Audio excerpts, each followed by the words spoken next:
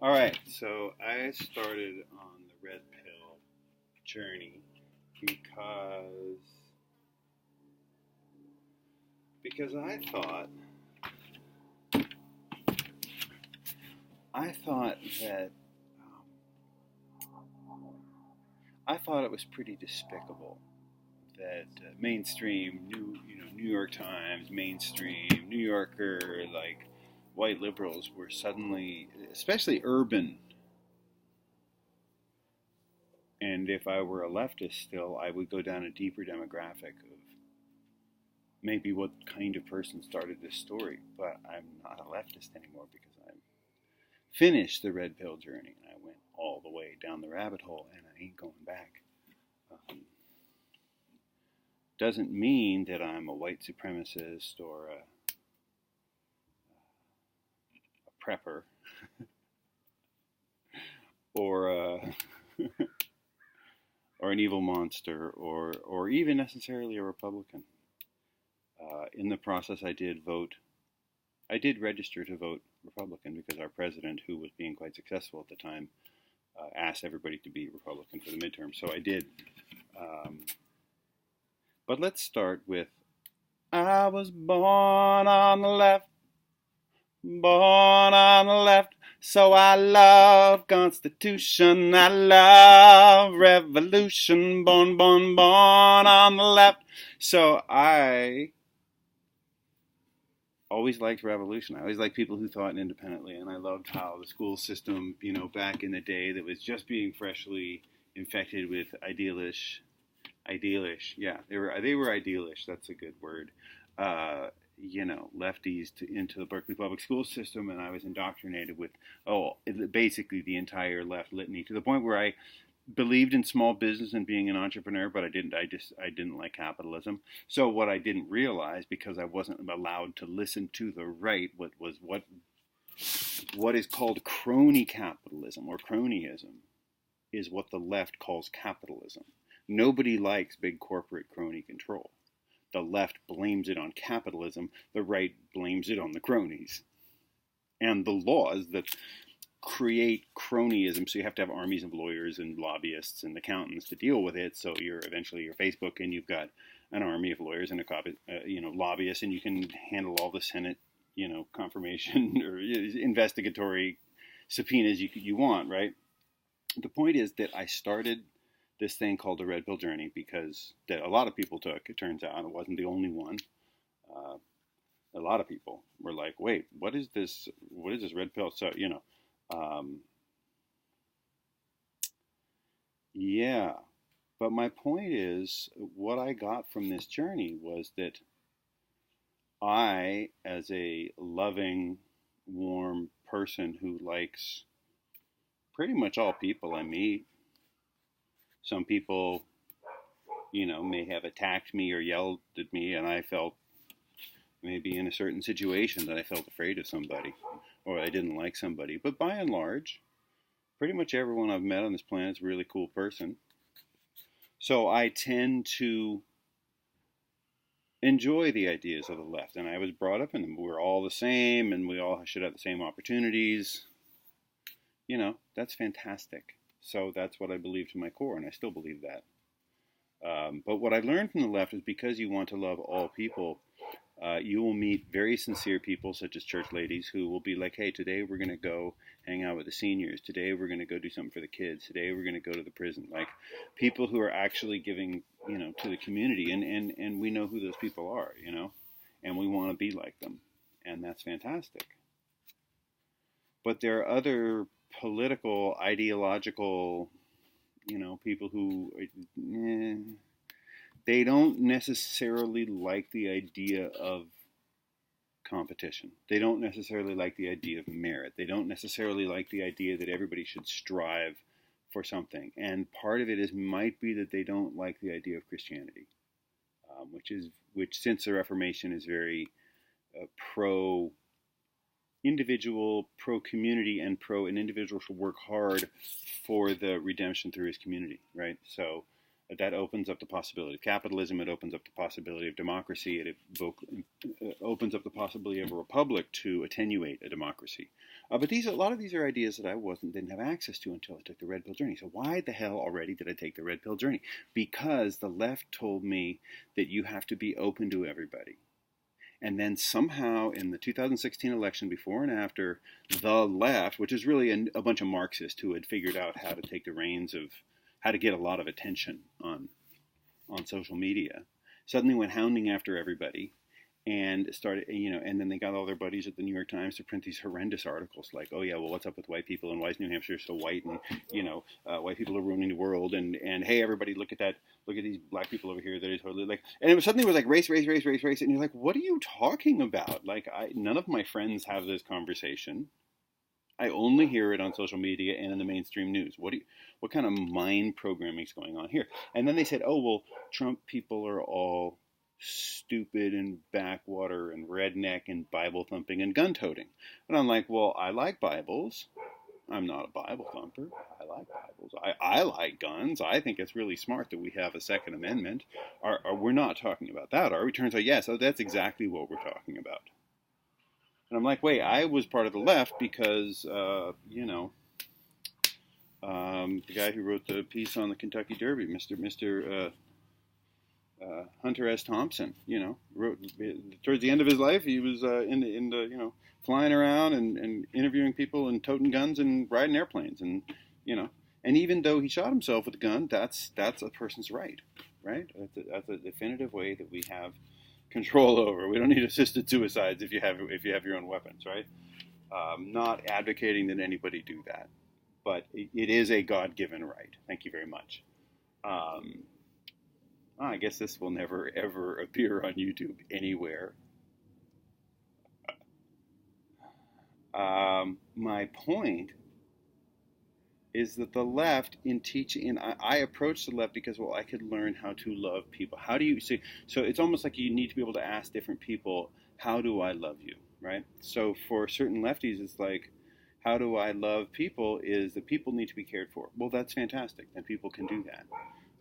But the left also teaches you have to hate these people. And what they did here is they said you have to hate all the Republican voters and you have to hate all the Trump supporters because they hate women, they hate blacks, they hate minorities, they hate Latinos, they hate a bunch of lies, right?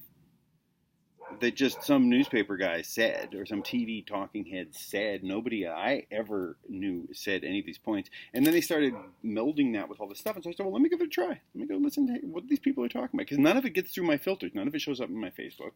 None of it shows up in the New York Times. None of it shows any of the papers that I read. I read the New Yorker, I read the New York Times. San Francisco, SFGate,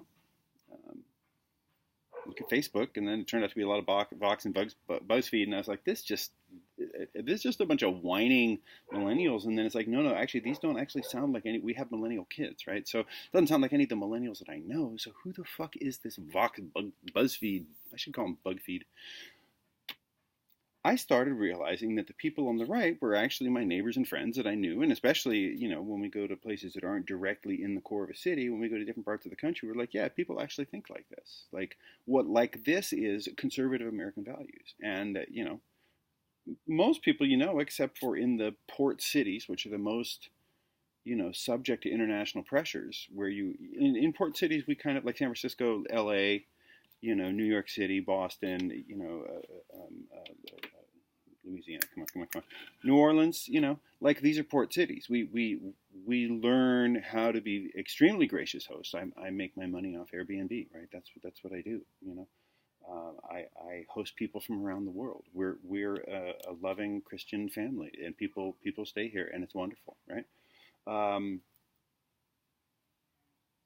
But the left that has become the subject of what everyone's talking about is this leftism, is this Marxism, is unrecognizable in that they teach you how to hate. They teach you how to divide on race. They teach you how to divide on your sexual preference. Nobody gives a damn, actually, what you do in your bed. No one really cares.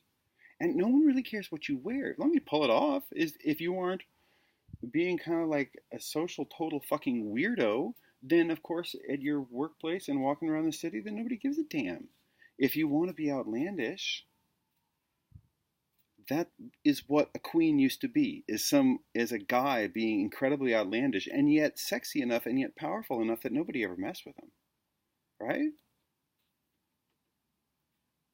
So what the left is asking for is a lot of nonsense, but they're telling you how to hate people. And I'm saying I took what the left has to offer that's positive, which is still there if you know how to get away from these political wackos and these social justice warriors and all these Marxists, basically. And if you get with people who love true American values and respect the president and love the flag and understand that America really is the only country that was ever founded on an idea. Everything else was founded on ethno-states, by the way. Talk about ethno-states. America is the first country that was founded on being not an ethno-state, and not even a religious state. It's the first country that was founded on being an idea. But I didn't know this when I was a blue pillar and when I lived in the blue state bubble, and I still live in the blue state bubble, but I spend more time in Vermont now because people in California are going crazy. They're going crazy. They actually believe this stuff. And if you wear a hat like this downtown, which I do, a lot of times I get some unexpected thumbs up and nice conversations and stuff, and no one has ever yelled anything hateful at me.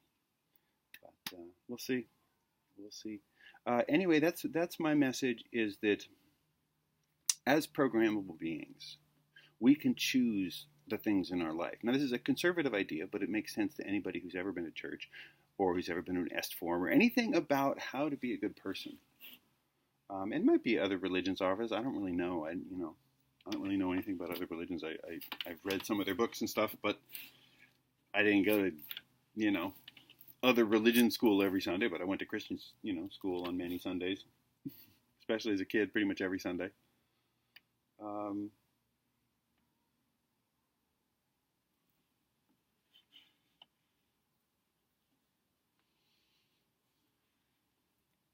And the Christians that I know believe in helping people, being good people themselves, being right, responsible individuals, trying to follow God's will, and trying to help their fellow person and honor thy mother and father, raise thy family, and be good parents and be good people.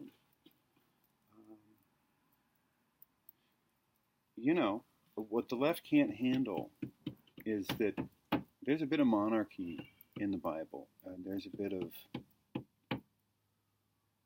there's hierarchy, there's patriarchy, there's wisdom, there's warfare, there's justified warfare in the Bible. There's a promise of a world without warfare, but it's acknowledged that warfare is sometimes just and sometimes justified. So it's a real problem. But what the red pill taught me was that what the right is that the right also believe in helping every individual. They also believe in the rights of the homeless. They also believe in the right of workers. They also believe in the country and in peace. They believe in peace through strength. And it's now been 2 presidents that have achieved peace through strength, Ronald Reagan and Donald Trump. And I'm starting to believe the weight of their argument. It seems like all the problems for peace come from insiders, in the White House that are a holdover from this weird Truman-esque CIA coup, right? Oh, here's another way to get banned on YouTube. I think we're finally, Trump's our last hope to recover from the JFK coup by Lyndon Johnson. That's my opinion. But I had that opinion before. So that's something that actually ties together many people on the fringy left and the fringy right, is that we all kind of believe there's something really fishy going on in the federal government, and that the Fed is the least of it, and the most of it might be that the presidency has been driven by the deep state for a while. So that's why a lot of us are deep Trump supporters, and whatever the hell he has to do, as long as it looks like the deep state is losing and the government is getting exposed, and maybe these FISA courts will go away. Any little bit can help, and a lot of awareness can help it, so that maybe the people start clamping down on the federal government a little bit. Anyway, that's it.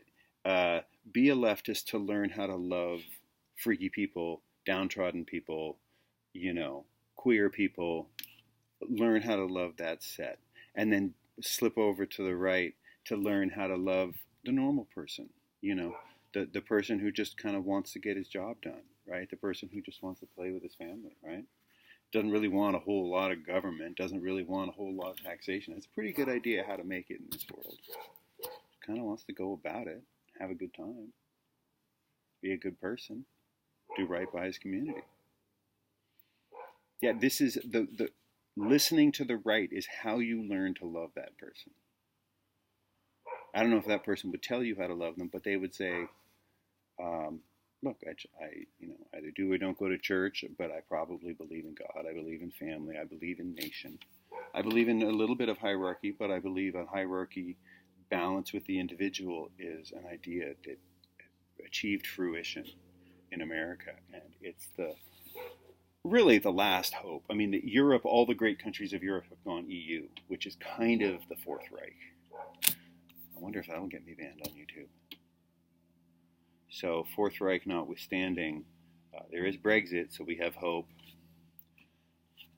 I can't comment on Brazil. I've heard so many things on so many sides, but I know what's happening in America, and this man is on our side. All right, peace to everyone. How you love someone like me is you learn to appreciate someone who sees that he is a programmable robot and he's taking control of his own programming. Peace out. Much love.